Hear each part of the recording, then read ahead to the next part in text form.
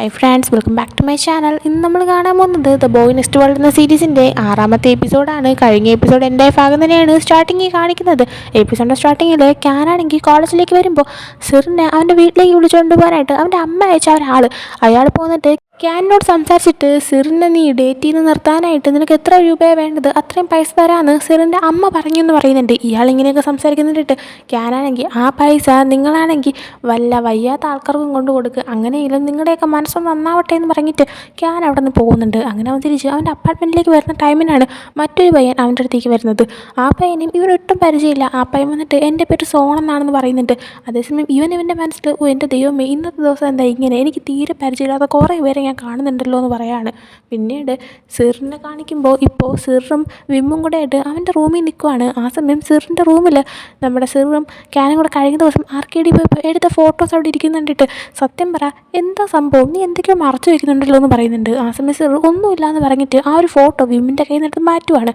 ആ സമയം വിമ്മാണെങ്കിൽ സിറിൻ്റെ അടുത്ത് വന്നിരുന്നിട്ട് സിർ നമ്മൾ എത്ര വർഷമായി ഫ്രണ്ട്സായിട്ട് എന്ന് ചോദിക്കുകയാണ്. ആ സമയം സിർ എനിക്കറിയത്തില്ല, നീ എന്നെ എണ്ണി വെക്കാനായിട്ട് പറയുന്നുണ്ട്. സിറിൻ്റെ അടുത്ത് അപ്പോൾ വിമ്മാണെങ്കിൽ കളിക്കല്ലേ സിർ, ഞാൻ എന്താ ഉദ്ദേശിക്കുന്നത്, നിനക്ക് നന്നായിട്ട് അറിയാം, സത്യം പറയാനായിട്ട് പറയുന്നുണ്ട്. സിർ അപ്പോൾ മൈൻഡ് ചെയ്യാതിരിക്കുന്നുണ്ട്. 2-3 പ്രാവശ്യം വിമ്മ് ചോദിക്കുന്നുണ്ട്. പറയാത്തതുകൊണ്ട് തന്നെ വിമ്മിൻ്റെ വോയിസ് ഒന്ന് സീരിയസ് ആവുന്നുണ്ട്. അപ്പോൾ പിന്നെ ഇനി എന്തായാലും പറഞ്ഞില്ലെങ്കിൽ ശരിയാകത്തില്ല എന്ന് കരുതിയിട്ട് സിറാണെങ്കിൽ ഞാനും ക്യാനും ഡേറ്റിംഗ് ആണെന്ന് പറയുന്നുണ്ട്.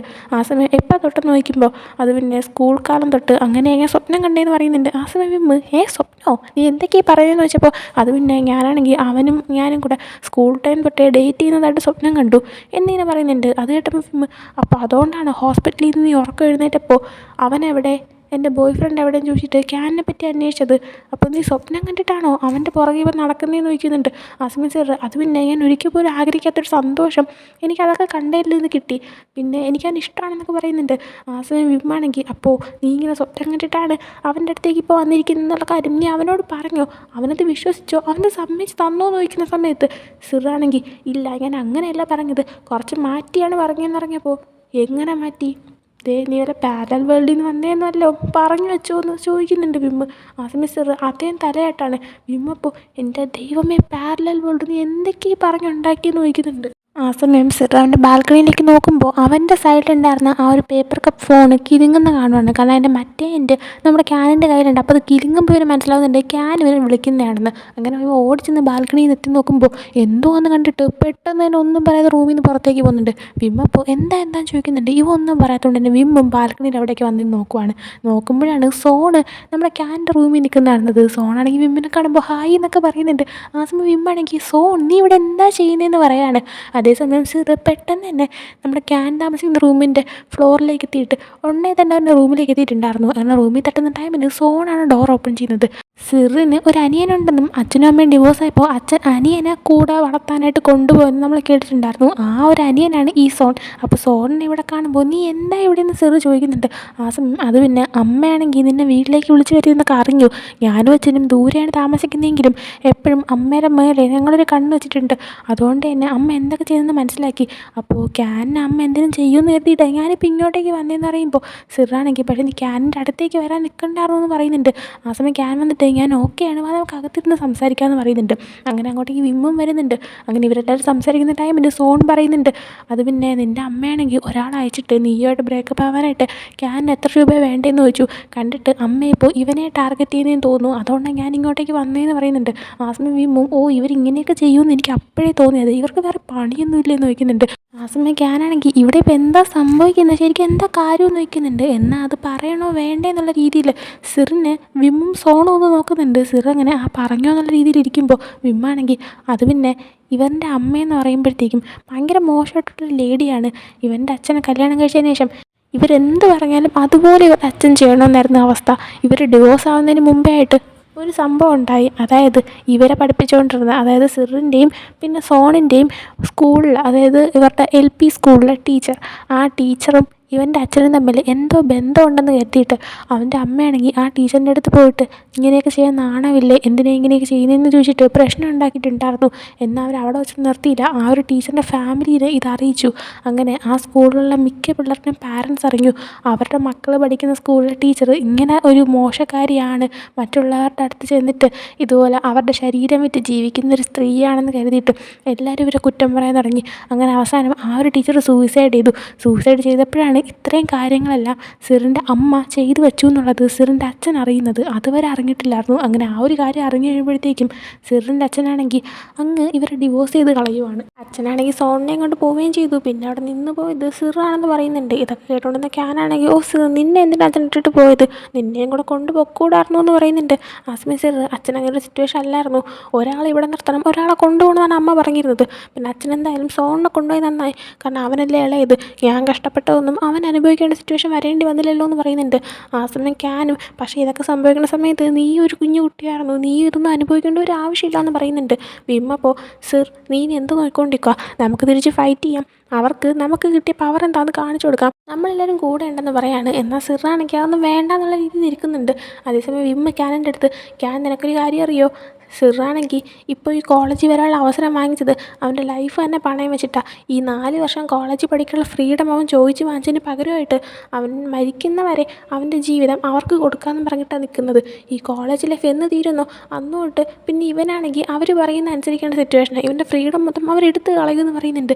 ആ സമയം ക്യാനാണെങ്കിൽ എന്തൊക്കെയാണ് ഞാൻ കേൾക്കുന്നതെന്ന് സിറിൻ്റെ അടുത്ത് വയ്ക്കുമ്പോൾ കുഴപ്പമൊന്നുമില്ല എന്ന് പറയുന്നുണ്ട്. അതേസമയം വിമും സോണും ഒരേപോലെ തന്നെ നമുക്ക് ഫൈറ്റ് ചെയ്യാമെന്ന് പറയുന്നുണ്ട്. ക്യാനും അതേ ഫൈറ്റ് ചെയ്യാനായിട്ട് പറയാണ്. വിമ്മപ്പോൾ നിൻ്റെ അമ്മേരയിൽ പൈസയുണ്ട്, അതുകൊണ്ട് അവർക്ക് എന്തും ചെയ്യാം, എന്നാൽ നിൻ്റെയിലും പൈസയുണ്ട്, നിനക്കും എന്ത് വേണോ ചെയ്യാം, നമ്മുടെ പവർ കാണിച്ചു കൊടുക്കുക, മുമ്പത്തെ പോലെ അല്ല, ഇപ്പോൾ കാര്യങ്ങൾ ചേഞ്ചായി, അവരെന്ത് ചെയ്താലും തിരിച്ച് പ്രതികരിക്കാൻ നമുക്ക് പറ്റും, അതുകൊണ്ട് തന്നെ വേറൊന്നും നോക്കി നിൽക്കല്ലേ എന്ന് പറയുന്നുണ്ട്. ആ സമയം ക്യാനും അതെ ഞാനും ഇതിൽ കൂടാന്ന് പറയുന്നുണ്ട്.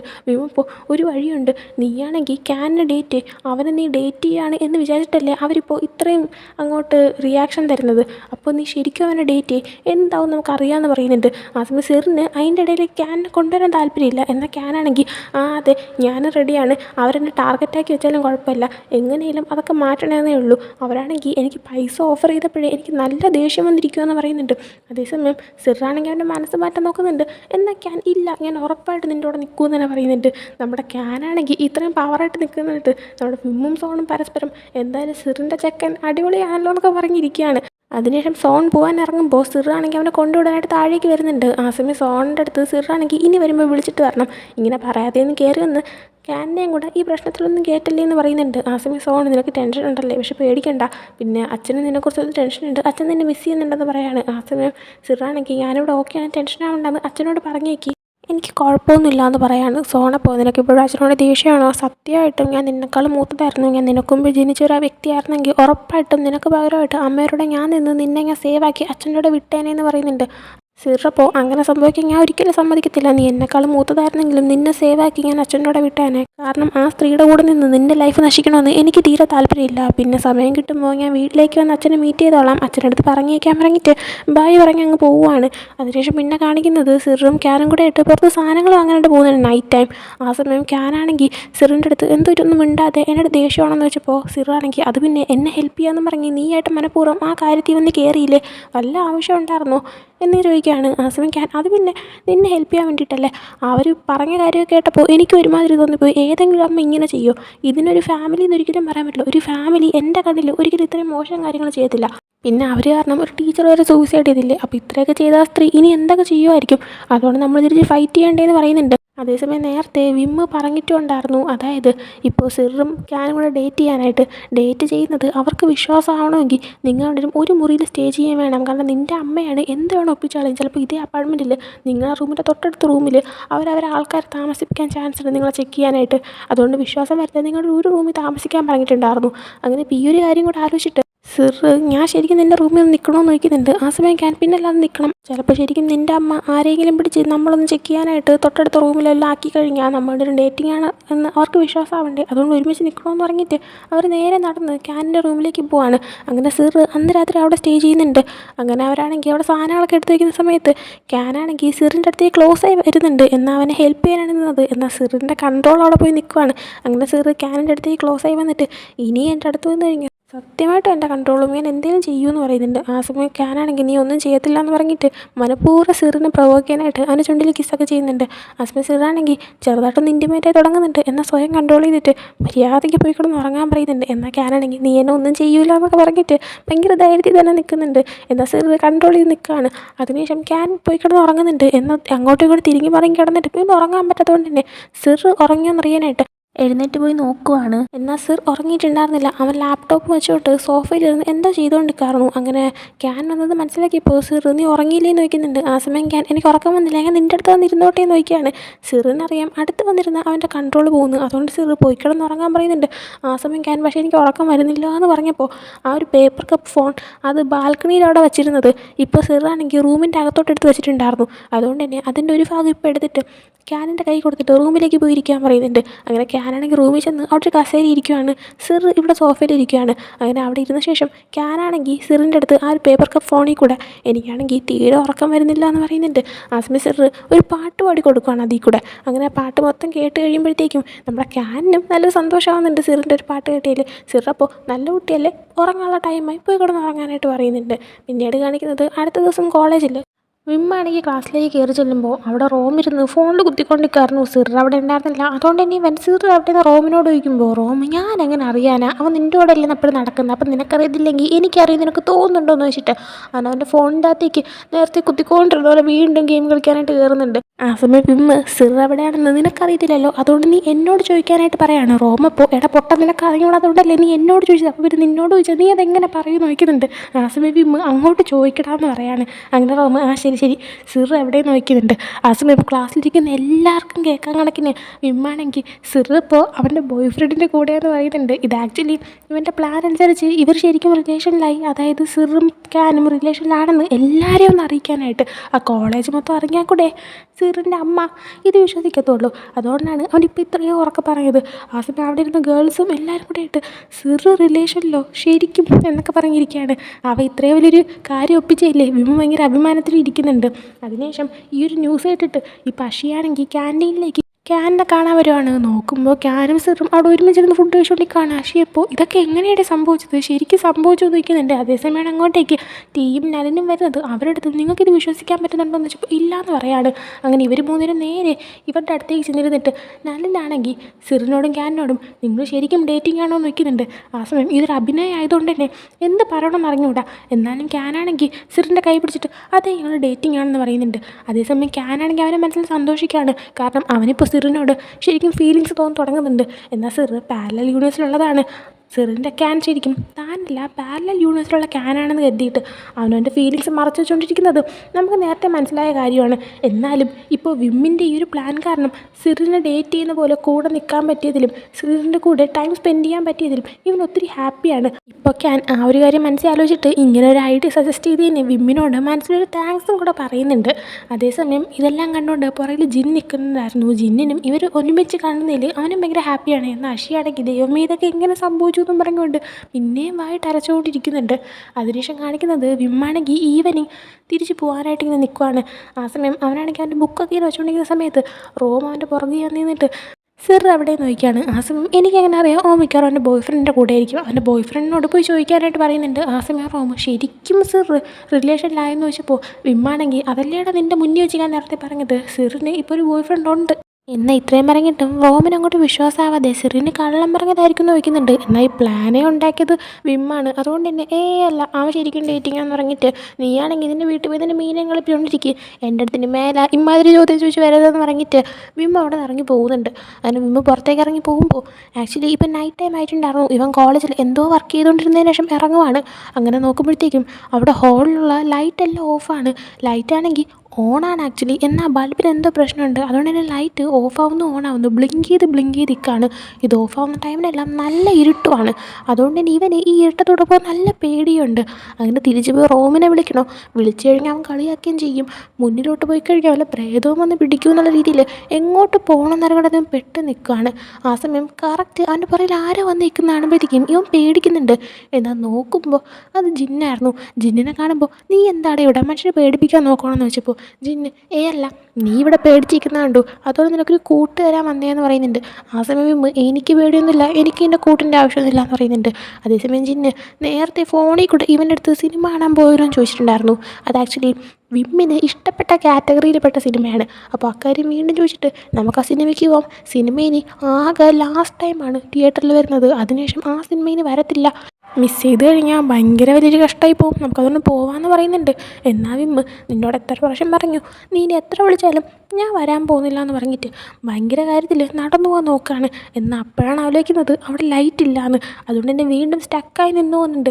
അങ്ങനെ ജിന്നാണെങ്കിൽ ഞാൻ കൊണ്ടുവിടാമെന്ന് പറയുമ്പോൾ വിമ്മ് വേണ്ടാന്ന് പറയുന്നുണ്ട്. അതേസമയം ജിന്ന് പിന്നെ സിനിമയുടെ കാര്യം പറയുമ്പോൾ ഇവനാണെങ്കിൽ ഞാൻ വരത്തില്ല, എനിക്കിതിൻ്റെ മര്യാദയ്ക്ക് അറിയത്തുകൂടിയില്ല എന്ന് പറയുന്നുണ്ട്.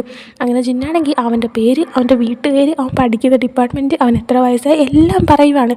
ആ സമയം വിമ്മ് ഇതൊക്കെ പറയുന്നത് എന്തിനാന്ന് ചോദിച്ചപ്പോൾ അത് പിന്നെ നിനക്കെന്നെ അറിയത്തില്ലല്ലോ, ഇപ്പം എന്നെ മനസ്സിലായില്ലേ, ഇനി നമുക്ക് സിനിമയ്ക്ക് പോയാലോ എന്ന് ചോദിച്ചപ്പോൾ വിമ്മ് പറ്റത്തില്ല എന്ന് പറഞ്ഞിട്ട് രണ്ടും കൽപ്പിച്ച് അങ്ങ് ഇരുട്ടി കൂടെ നടന്നു പോകുന്നുണ്ട്.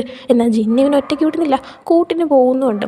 അതിനുശേഷം പിന്നീട് കാണിക്കുന്നത് ക്യാനും സിറും ഇപ്പോൾ ഒരു റൂമിൽ താമസിക്കുന്നതുകൊണ്ട് തന്നെ ഇവരിപ്പോൾ നമ്മുടെ ക്യാനിൻ്റെ റൂമിൽ ഇരിക്കുകയാണ്. ക്യാൻ ഇങ്ങനെ അവൻ്റെ ഒരു വർക്ക് ചെയ്ത് കഴിയുമ്പോൾ സിറാണെങ്കിൽ നന്നായിട്ടുണ്ടെന്നും പറഞ്ഞിട്ട് അവനെ പ്രശംസിക്കുന്നുണ്ട്. അത് കേൾക്കുമ്പോഴത്തേക്കും ക്യാനിന് സന്തോഷമാകുന്നുണ്ട്. ക്യാനതുകൊണ്ട് എന്നെ ഒന്ന് രണ്ട് തവണയും കൂടെ പ്രശംസിക്കാമോ എന്ന് ചോദിച്ചപ്പോൾ അതിനെന്താ ഞാൻ പ്രശംസിക്കാമല്ലോ എന്ന് പറഞ്ഞിട്ട് നീ എൻ്റെ അടിപൊളി ചെക്കനല്ലേ എന്നൊക്കെ പറയുന്നുണ്ട്. ആ സമയം സിറ് ക്യാനിനോട് ഞാൻ ഒരു കാര്യം ചോദിച്ചോട്ടെ, ഇനിയിപ്പോൾ നിന്നെ കെയർ ചെയ്യുന്ന ഒരാൾ, നിന്നെ ഭയങ്കരമായിട്ട് സ്നേഹിച്ച് കെയർ ചെയ്യുന്ന ഒരാൾ നിന്നോട് കള്ളം പറഞ്ഞിട്ടുണ്ടെങ്കിൽ അയാളോട് നീ ക്ഷമിക്കുമോ എന്ന് ചോദിക്കുന്നുണ്ട്. ആ സമയം ക്യാനാണെങ്കിൽ എന്ത് പറ്റി, നീ എന്നോട് കള്ളം പറയുമോ എന്ന് ചോദിച്ചപ്പോൾ സിറ് എന്തോ പറയാൻ തുടങ്ങുന്നുണ്ട്. എന്നാൽ അവൻ്റെ ഫോണിലപ്പോൾ ഒരു മെസ്സേജ് വരുന്നതിൻ്റെ നോട്ടിഫിക്കേഷൻ സൗണ്ട് കേൾക്കുവാണ്. എന്നാൽ അത് മൈൻഡാക്കാതെ അവനാണെങ്കിൽ അത് പിന്നെ കള്ളം പറഞ്ഞതുകൊണ്ടല്ല, ജസ്റ്റ് നീ എങ്ങനെ റിയാക്ട് ചെയ്യുമെന്ന് അറിയാൻ വേണ്ടിയിട്ട് ഞാൻ ചോദിച്ചതാന്ന് പറയുന്നുണ്ട്. ആ സമയമെല്ലാം അവൻ്റെ ഫോണിലിങ്ങനെ നോട്ടിഫിക്കേഷൻ വന്നുകൊണ്ടിരിക്കുവാണ്. അങ്ങനെ ക്യാനാണെങ്കിൽ ഞാൻ ഉറങ്ങാൻ പോവാ, ഫോണിൽ എന്താ മെസ്സേജ് എന്നൊക്കെ നോക്കിയിട്ട് നീ വർക്ക് കണ്ടിന്യൂ ചെയ്യുന്ന പറഞ്ഞിട്ട് അവർ റൂമിലേക്ക് പോകുന്നുണ്ട്. എന്നാൽ തിരിച്ചു വന്നിട്ട് എന്നെ കെയർ ചെയ്യുകയും സ്നേഹിക്കുകയും ചെയ്യുന്ന ഒരാൾ എന്നോട് കള്ളം പറഞ്ഞിട്ടുണ്ടെങ്കിൽ ഞാൻ ഫസ്റ്റ് അയാളെടുത്ത് എന്തിനാ കള്ളം പറഞ്ഞെന്ന് ചോദിക്കും. ആ റീസൺ കേട്ടതിന് ശേഷം അയാളോട് ദേഷ്യപ്പെടണോ വേണ്ടത് ഞാൻ തീരുമാനിക്കും. എന്നാൽ ഓക്കെ ഗുഡ് നൈറ്റ് എന്ന് പറഞ്ഞിട്ട് അവൻ ഉറങ്ങാനായിട്ട് പോകുന്നുണ്ട്. അതേസമയം സിറിനാണെങ്കിൽ ഇനി അവനാണെങ്കിൽ താൻ പാരലൽ യൂണിവേഴ്സിൽ വന്നതല്ല, അതൊരു കള്ളമാണെന്ന് പറയുമ്പോൾ ഞാൻ എങ്ങനെ റിയാക്ട് ചെയ്യുന്ന ഓർത്തിട്ട് ടെൻഷനാവുന്നുണ്ട്. അതേസമയം ഫോണിൽ വന്ന മെസ്സേജ് എടുത്ത് നോക്കിയപ്പോൾ അത് വിം അയച്ച മെസ്സേജായിരുന്നു.